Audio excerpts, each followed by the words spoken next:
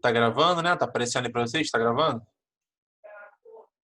Beleza. Fala, Cauã, tudo bom? Fala, prof. Show. Vou compartilhar a tela aqui. Estão vendo? Uhum. Show. Na última aula a gente viu isso, né? As imagens de Tóquio, as imagens de Osaka, né? Falamos sobre as cidades globais japonesas. Falamos sobre pesca e hábitos alimentares do Japão. E agora, tudo que vem a partir disso é matéria nova, já é? Tá. E a gente vai fazer o seguinte, hoje nós temos dois tempos, não é isso? Um tempo agora, aí eu vou para o oitavo ano de novo, depois 1h40 a gente volta para cá, né? Então a gente vai dar a matéria, ver até onde a gente consegue caminhar com a matéria e depois a gente vai fazer um exercíciozinho. Já é? Beleza, então. Todo mundo tá vendo aí a minha tela, tá tudo certinho, né? Sim, sim. Show. Vou colocar aqui pro lado. Vocês veem a imagem do Zoom aqui também ou vocês só veem o PowerPoint? Vocês estão vendo vocês aqui pequenininhos ou não? Do lado direito da tela? Não. Eu acho que Beleza. só quem tem computador, eu acho. Ah, saquei. Não. Beleza, então. Vocês estão vendo essa foto doida aí desses japoneses aí? Uhum. Sim. Essa aí era a família Meiji. Uma família, esse do meio aí, de bigodinho, na frente dessa pena branca, era o imperador Meiji, que ele foi, junto de sua família, responsável por uma revolução no Japão, né? Que durante muito tempo, durante milhares de anos, o Japão ele sofria uma fragmentação política, tinham muitos embates políticos e econômicos e sociais dentro do Japão, provocados por um regime de uma pessoa chamado Shogunato Kamakura, que era esse malandragem aí que veio antes do imperador Meiji, certo? E esse imperador Meiji, junto da sua família, eles promoveram uma revolução no Japão. Basicamente, o Japão é o que é hoje, super desenvolvido economicamente, com uma qualidade de vida com IDH, né, aquele índice de desenvolvimento humano alto. Toda a trajetória que o Japão teve se iniciou na Revolução Meiji, graças à família Meiji, beleza? Durante esse regime do Shogunato Kamakura, que foi antes da família Meiji, o Japão ele se mantinha, a nação ela era fechada ao mundo. Ela não comercializava, não iam pessoas para o Japão. Ele era um país muito fechado, certo? Vocês entendem? País fechado, assim, que não tinha laços comerciais com outras nações. Até aí tudo certo? Ok. E aqui, no quadrinho amarelo, eu coloco que esse isolamento perante o mundo do Japão chegou ao fim no século XIX, né? Quando chega ao poder o Império, a dinastia Meiji, com a ajuda também do imperialismo estadunidense, né? Os Estados Unidos eles contribuíram também para a abertura desse mercado interno japonês para o mundo. Não foi só a Revolução Meiji, mas também fazia parte da Revolução Meiji também essa ajuda dos Estados Unidos para a abertura do mercado ao mundo, beleza? Esse governo, ele promoveu aqui, como eu coloco no quadrinho verde, promoveu profundas reformas no Japão, né? Que fizeram com que o Japão deixasse de ser um país agrário, um país rural, e se tornasse, como ele é hoje, uma das maiores potências econômicas e industriais do planeta, né? Ou seja, ele saiu de um país pacato, rural, para uma das maiores economias e indústrias do mundo. Beleza? E uma das principais assim atitudes que levaram o Japão a se tornar quem ele é hoje na Revolução Meiji, o primeiro passo está aqui no quadrinho rosa, né? Deixa eu pegar minha caneta virtual aqui. Tá funcionando? Tá. O primeiro passo foi uma ajuda política dos Estados Unidos justamente para promover a abertura dos portos ao mundo e aos Estados Unidos, né? Como eu disse, no período do Shogunato Kamakura, o Japão ele tinha os portos e a economia fechada para outros lugares do mundo. Ninguém comercializava com o Japão. Após isso, com a dinastia Meiji, aí sim, os portos do Japão se abriram para comercializar com outros locais do mundo e principalmente com os Estados Unidos. Beleza? Vamos para o próximo aqui. Esses imperadores da dinastia Meiji, eles implantaram muitas medidas, né, práticas para conseguir industrializar o Japão e fazer com que ele deixasse de ser esse país rural, esse país agrário, né? E também modernizar o Japão, certo? E aqui eu coloco nesse quadrinho azul, rosa, marrom e amarelo algumas medidas, algumas ações que a dinastia Meiji, que esses imperadores da família Meiji fizeram para conseguir alcançar esse objetivo de modernizar o Japão.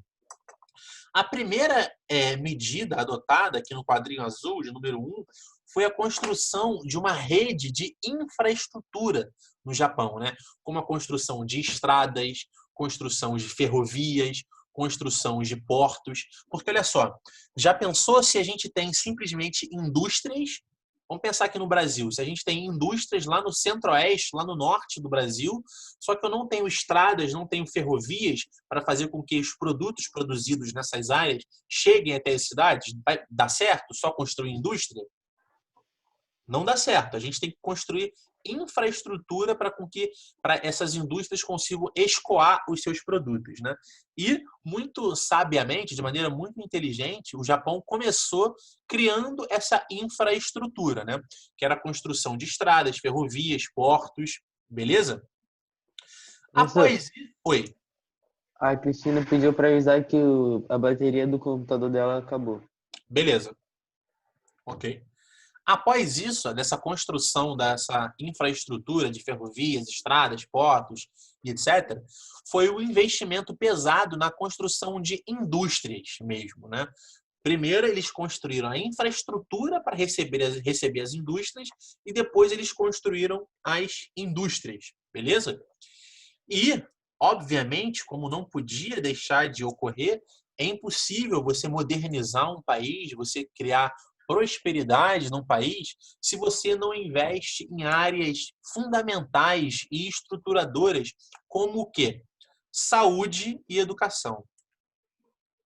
O Japão investiu massivamente em saúde e educação, beleza?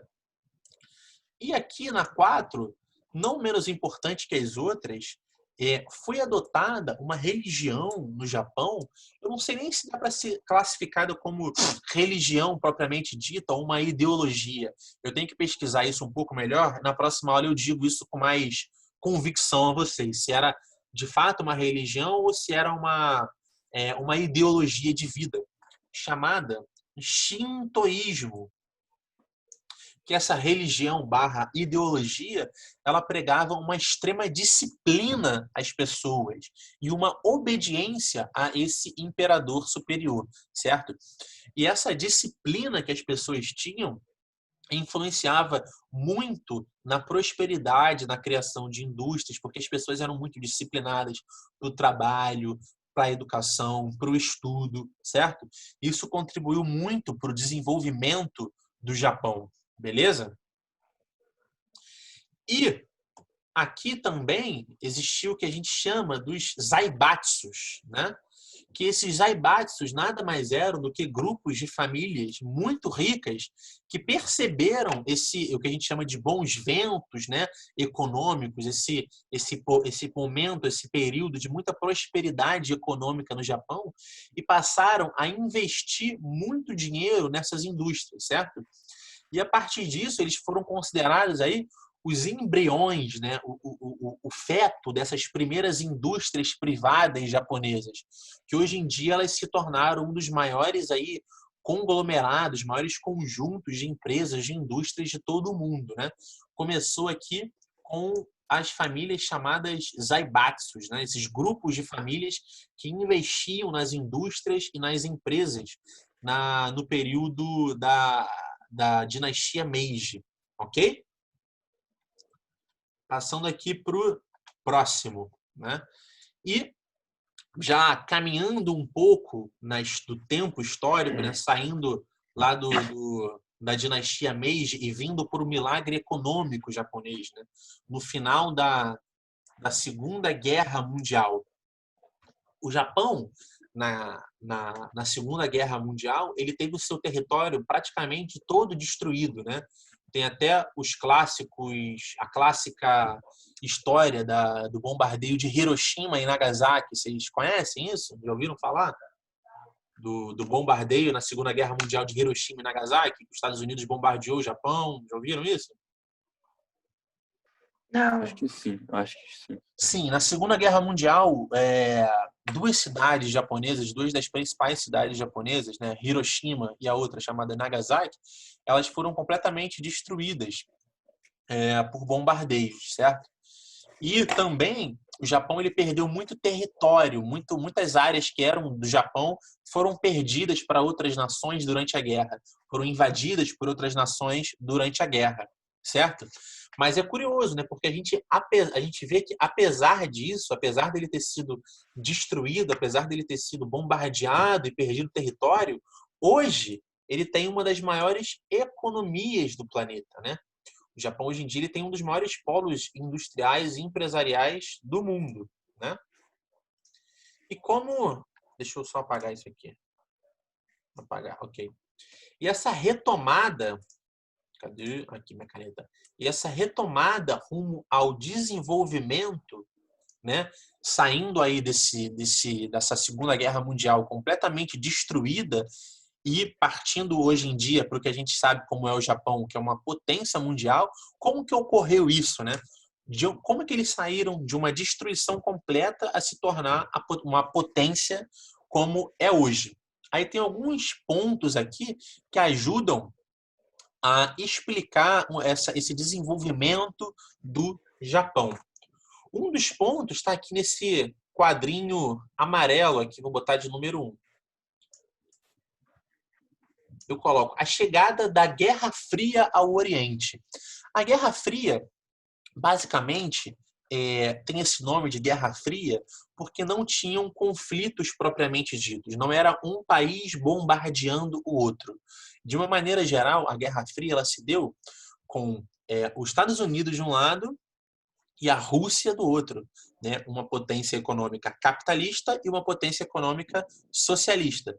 Cada um chegava e dizia, olha só, eu tenho não sei quantas bombas atômicas no meu país. Aí a Rússia chegava, eu tenho mais bombas atômicas que você. Aí os Estados Unidos ia lá e produzia mais bomba atômica. Olha, eu tenho mais bomba atômica que você. E ficava nessa guerra fria, né? Fria por quê? Porque não tem ninguém bombardeando ninguém. Fica só numa guerra de ameaças, certo? Vendo quem tem mais poder bélico, mais poder de destruição. Beleza? Deu para entender mais ou menos como funcionou a Guerra Fria em linhas gerais? Era uma guerra de ameaças. Um país ameaçava o outro, expondo a quantidade de bombas nucleares que eles tinham. Ok? Ok? Uhum. Beleza. Ok. E com a chegada dessa Guerra Fria ao Oriente, né, a área onde está o Japão, e a adoção do socialismo pela China, né? A China, na época da Guerra Fria, ela adotou o socialismo como modelo econômico. E os Estados Unidos, ele é socialista ou capitalista? Vocês sabem? Sabe ou não sabem? Só falar. Estados Unidos? Isso. Não sei. Os Estados Unidos é um país capitalista, né? E, em teoria, ele é inimigo dos países socialistas, certo? E quando os Estados Unidos percebeu que a China tinha se tornado... Ô, gente, olha só, se eu estiver falando difícil, se vocês não estiverem entendendo, por favor, falem, que eu explico de outra forma, tá? Não adianta eu estar falando e vocês não estarem entendendo. Se não tiverem, só falar aí que eu explico de novo, ok? Ok. Ótimo. E a partir do momento, voltando aqui, que a China se torna socialista e os Estados Unidos percebe isso, pô, mais um país se tornando socialista, ou seja, mais um inimigo, né? E a China, ela tá lá próxima ao Japão, não é? Vocês conseguem ter um mapa aqui na mente? Que a China está próxima do Japão? Beleza. Aí os Estados Unidos se sentiu ameaçado. Ele falou, poxa, um país socialista perto do Japão durante a Guerra Fria. Ou seja, a China poderia meio que, entre aspas, convencer aí o Japão a se tornar socialista e ia ter mais país socialista para ir contra os Estados Unidos. Ok? Até aí, ok? Aí, malandramente, muito malandramente, os Estados Unidos o que faz? Se une ao Japão. Anos antes, eles tinham bombardeado o Japão, né? No bombardeio de Hiroshima e Nagasaki, destruído o Japão. Só que ele percebeu que a China virou socialista. Ele falou, pô, antes que a China convença o Japão a virar socialista também, eu vou correr lá. Vou oferecer um monte de ajuda para o Japão e vou colocar ele aqui no meu colo, para não ter mais um país socialista. Entendeu? E foi justamente o que os Estados Unidos fez. Aqui, ó, no quadro 1. A chegada da Guerra Fria ao Oriente e a adoção do socialismo pela China... Ô, professor, tem licença? Oi. A Duda pediu para avisar que a internet dela caiu, aí ela teve que sair do Zoom. Tá, beleza. Obrigada. De nada.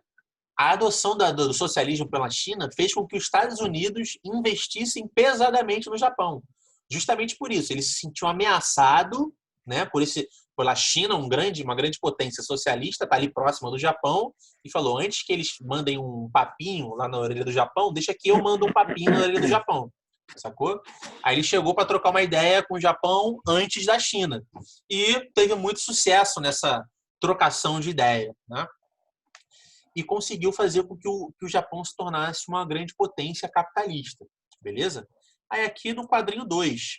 Isso aqui que a gente está vendo é o quê? São os passos, os motivos pelo qual o Japão ele conseguiu sair de um Japão arrasado depois da Segunda Guerra e conseguiu chegar onde é hoje, nessa grande potência. A gente está vendo como que ele conseguiu fazer isso.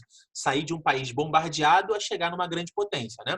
A primeira coisa que a gente viu aqui no quadrinho 1, o amarelo, foi dessa meio que adoção dos Estados Unidos. Os Estados Unidos chegou lá e falou, meu camarada, vamos ficar aqui do meu lado, vamos ficar capitalista, que eu vou te ajudar, vou te dar muita grana, para tu nem olhar para a China. Não quero nem você de papinho com a China. Beleza? Aí, no quadrinho 2, proibição do funcionamento de indústria bélica japonesa.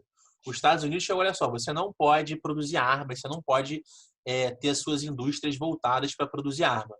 Vamos focar todo o seu esforço, todo o nosso esforço aqui para todas as indústrias sejam de bens de produção e de alta tecnologia. Porque, olha só, vocês estão arrasados pela guerra, vocês estão todos destruídos, não vamos tentar produzir mais arma não, que não vai dar certo. Vamos pegar todo o nosso tempo, nossa grana e vamos investir em tecnologia, investir em infraestrutura para a gente conseguir reconstruir o Japão. Beleza? Vocês topam? Se vocês toparem, eu vou dar muito dinheiro para vocês. Porque os Estados Unidos estava ganhando mais um aliado na Guerra Fria. Beleza? Fator 3. Investimento maciço em educação. Como eu falei, não dá para a gente ter uma nação desenvolvida se a gente não investe em educação. Porque se a gente pensa, um país sem educação é um país fadado ao fracasso.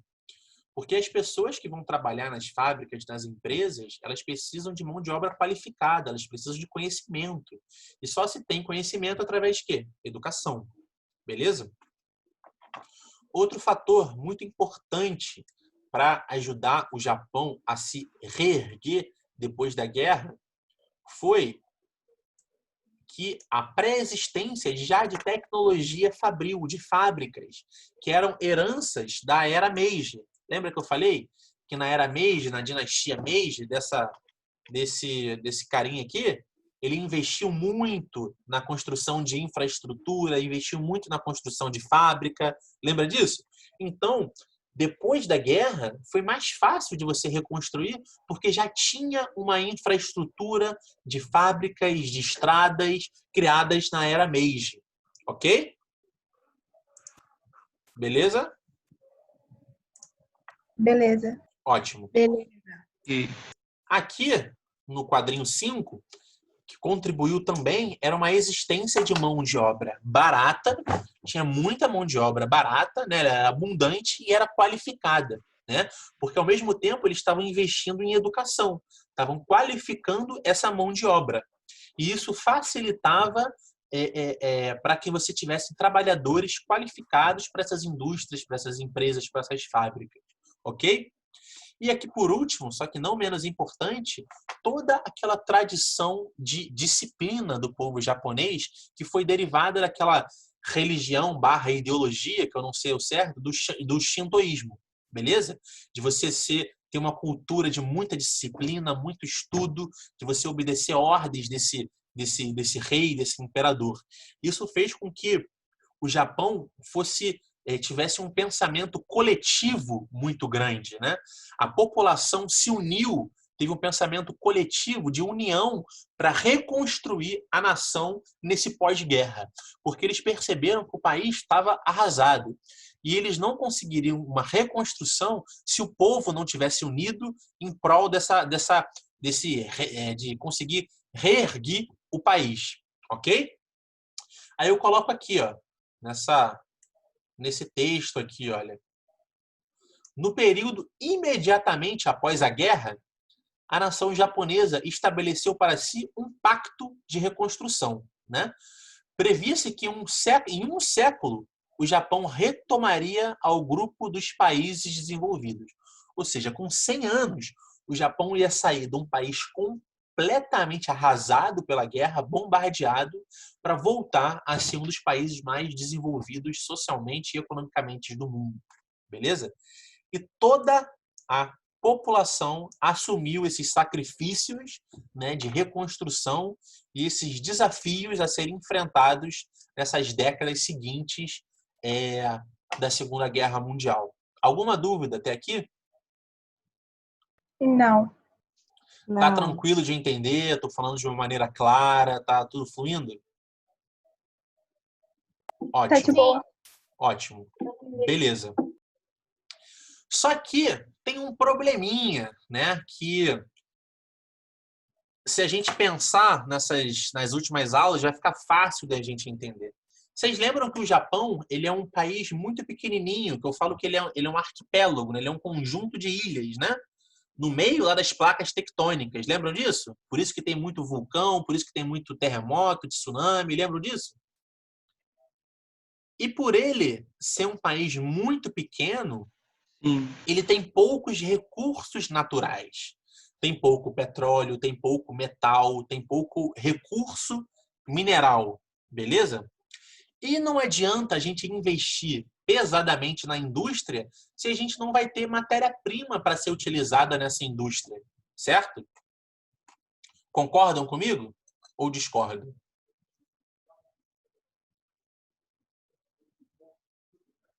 Hein, galera? Vocês acham que dá para investir pesadamente na indústria se eu não tenho matéria-prima para colocar na indústria? De que adianta a indústria se eu não tenho matéria-prima para colocar nela? Né? É uma preocupação muito, muito séria que eles tinham na época, né? Aí eu coloco aqui, ó, no quadrinho 1, que apesar dessa cômoda posição japonesa na economia, deles estarem lá nas cabeças com a economia muito forte, o seu desenvolvimento industrial depende da importação de matéria-prima de outros países, certo? Porque dentro do território japonês, eles não têm acesso à matéria-prima, eles não têm acesso a petróleo, eles não têm acesso a minério de ferro, eles não têm acesso a cobre, eles não têm acesso a ferro, a manganês, aos minerais essenciais da indústria, certo? Aqui, ó, no quadrinho 2, eu falo justamente isso, que o território é muito limitado em recursos minerais e petróleo. Por isso, o Japão importa, ou seja, ele compra de outros países todo o petróleo que ele consome. Todo o petróleo que é consumido no Japão, ele compra de outros países, certo? E cerca de 90% do ferro e manganês, ou seja, quase todo, quase 100%, também eles compram de outros países. E 80% do cobre é a mesma coisa, ou seja, é um pouco perigoso a gente ter uma dependência de petróleo de outros países, porque a partir do momento que se tem algum conflito, algum desentendimento, e esses países não querem mais vender petróleo, ferro para o Japão, toda a indústria, o campo industrial do Japão acontece o quê? Simplesmente para. Vai ter a indústria, vai ter o trabalhador, vai ter a mão de obra, só que não tem o quê? A matéria-prima para produzir naquela indústria. Beleza? E isso, então, é uma preocupação muito séria que os governantes japoneses têm, dessa dependência de matéria-prima de outros países. Eles têm a mão de obra qualificada, eles têm um grande parque industrial, eles têm uma economia forte, mas toda a matéria-prima, toda a base das indústrias, eles têm que comprar de outros países. Alguma dúvida? Não. Ótimo. Não, nenhuma. Beleza. Então, a gente vai fazer uns exercícios agora. A nossa aula vai até, o primeiro tempo vai até meio-dia aí? 20. Meio-dia e 20. Beleza. A gente vai ficar fazendo exercício agora e eu vou só desativar a minha câmera e meu áudio aqui, mas qualquer dúvida, qualquer coisa, é só chamar que eu tiro a dúvida aqui de vocês, beleza? Se vocês quiserem também Beleza. desativar aí áudio e câmera e tudo mais para ficar mais à vontade, fiquem tranquilos e só liguem aí se vocês tiverem alguma dúvida. Eu vou liberar as tarefas agora aqui na plataforma, beleza? Beleza. Ótimo. Até mais.